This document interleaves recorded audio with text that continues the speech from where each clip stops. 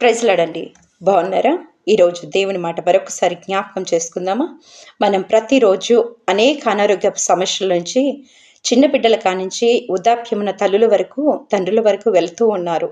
కానీ ప్రతి ఒక్క అనారోగ్య పరిస్థితులు దేవుడు తీర్చాలని, స్వస్థపరచాలని తన 2 చేతులు చాపి ఎదురు చూస్తూ ఉన్నాడు. కానీ ఆయన మాటను చొప్పున నీవెప్పుడైతే పలుకుతూ ఉంటావో జీవవాక్కులనేది నీ నోటిలోనే ఉన్నాయి కనుక దేవుని వాక్యం పట్టుకొని ఈ రోగము యేసయ్యా నువ్వు స్వస్థపరుస్తావు కదా, నన్ను బలపరిచి యెహోవా నీవే అన్నావు కదా, నా దీర్ఘకాల వ్యాధులను స్వస్థపరిచి యెహోవా నీవే కదా, చచ్చిన వారి సైతం లేపిన తండ్రివి కదా, కంట్లు లేని వారికి కళ్ళునిచ్చిన తండ్రివి నీవే కదా, నానా ఈ పరిస్థితి నుంచి కూడా నన్ను దూరం చేయనానా. నువ్వు ఎప్పుడైతే అడుగుతూ ఉంటావో, గోజాడుతూ ఉంటావో, ఎప్పుడైతే దేవుని వాక్యాలు పట్టుకొని నువ్వు మాట్లాడుతూ ఉంటావో నీ దీర్ఘకాల వ్యాధులు ఏదైనా కానీ దేవుడు స్వస్థపరుస్తూ ఉంటాడు.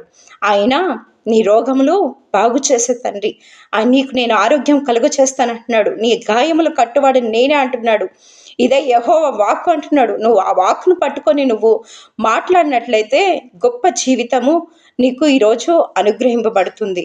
ప్రతి ఒక్కటి అబ్రహాము దేవుడు, ఇస్సాకు దేవుడు, యాకోబు దేవుడు ఈరోజు నీకు నాకు చాలిన తండ్రిగా ఆయన ఉన్నాడు కనుక ఏ వ్యాధి వచ్చినా కానీ దేవుని వాక్యాన్ని పట్టుకోండి.